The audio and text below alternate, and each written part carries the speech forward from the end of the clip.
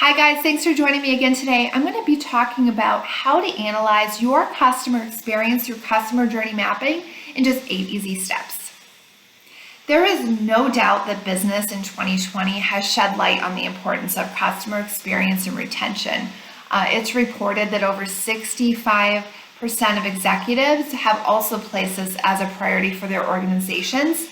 And I even saw this in my own customer bases this year. When COVID hit, it was very apparent that they didn't have a clear path to an understanding of how their customers were engaging with them. They didn't understand how to provide value post-sale, and they didn't necessarily understand how to engage with clients with real value from the beginning. So the customer journey map is a really good tool for you to utilize. I want to share some tips that will help you really bring together all of the components that are involved within creating the best customer experience. So this will involve multiple teams. This will involve your marketing team, someone from sales, and someone from your operations and delivery function, as well as maybe even involving a client. So we're going to go over here to the whiteboard here in just a little bit and talk about the 8 steps to really mapping this out for your organization. You don't need to spend a lot of money to do this. You don't have to have a software. However, if you go online, you can find applications that also help you kind of organize this in a more very polished presentation style. So if that matches with what you need as a company, then go for it. Today, we're just going to go on the whiteboard and whiteboard it out, get the Post-it notes out, and talk about how to do this. But I felt it really important to share with you that this is also a great exercise to help build your culture internally within your company, right? It's getting everybody together that is customer facing so that you can understand if there's any gaps within, speaking and engaging with your customers from the very beginning, from your initial website and all of the things that you're putting out to go to market, to when they engage in a sales process. And here at Relativity Consulting, we coach around sales process. So it's very important that all of these things are being taken into consideration because it does help your bottom line. It drives engagement and creates sticky customers throughout the whole life cycle. It's very important to also include operations and delivery within this program as well. This tool and exercise will help really bring your teams together. Oftentimes, I think in technology and application sales, we really see this pre-sales team, right? Sales and marketing and maybe some engineering in there. And then we have post-sales. And post-sales can often be another team full of support and delivery and operations. And the two are often operating in silos. So the goal of this is to break down the silos, and that's the benefit to your organization and to your customers. When you start to work together cohesively, it just becomes this machine. And I've had the great pleasure of working for some application companies in my career where it was a machine to drive high customer retention rates, consistent 98, 99% customer retention rates. There's always going to be a little bit of churn in your customer base. That's natural. But if we can create such an exquisite experience, then your customers won't go to the competition. They're going to want to stay with you. They're going to want to refer future business to you. So let's go to the whiteboard and talk about how to make this happen for your organization.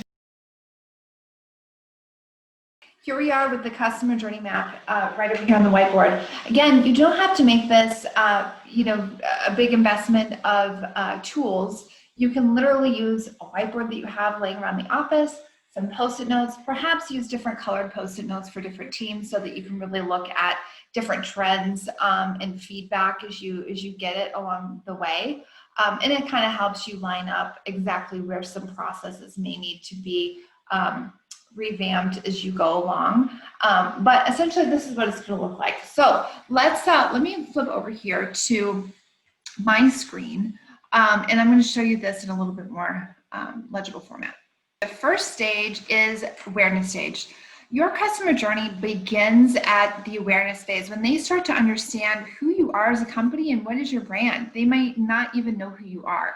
So it is so important to think about, how do customers in my industry consuming what I'm offering, how can I effectively make them aware and then want to do business with us, right? How do we get them to the next phase, which is engagement? Getting them to not only be aware of your brand, which may be a great logo and represent a very amazing organization, but how do we get them to then want to learn more about what you offer? Engage through content, engage through maybe watching video, reading a blog. Maybe their engagement is showing, meeting you at a trade show. All of those kind of activities are definitely part of the customer experience that need to be examined during this process.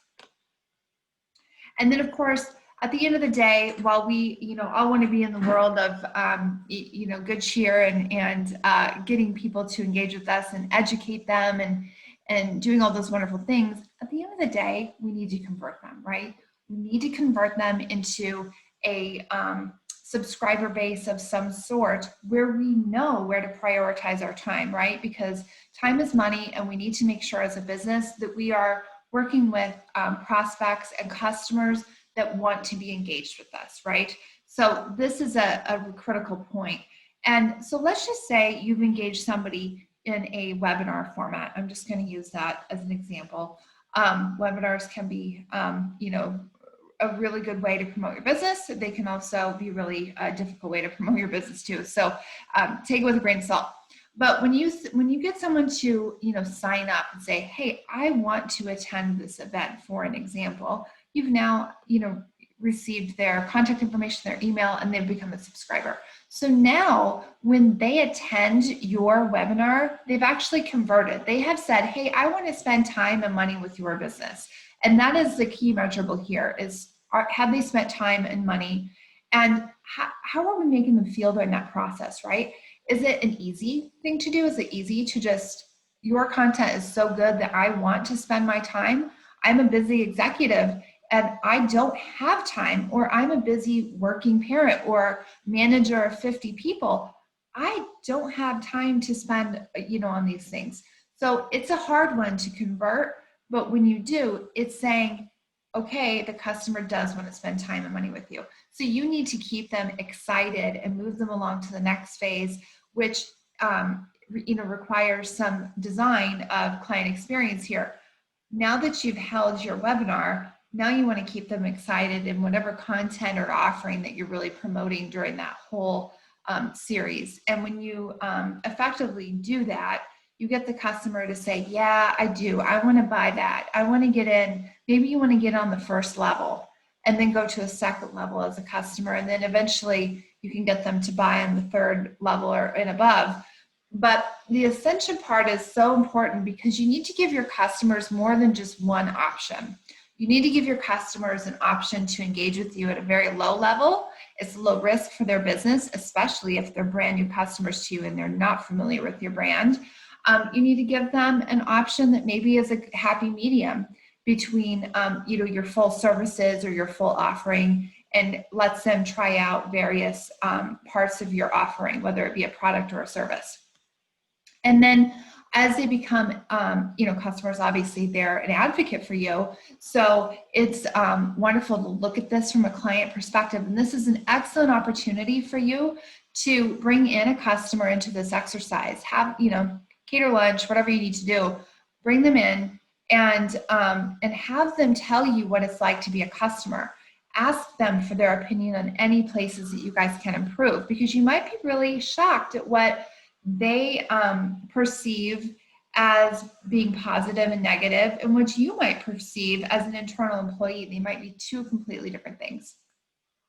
And lastly, and this is why I included this as the largest font on here, promoter, that is like the pinnacle, right? Is to get a customer to actually advocate for your business and provide you referrals.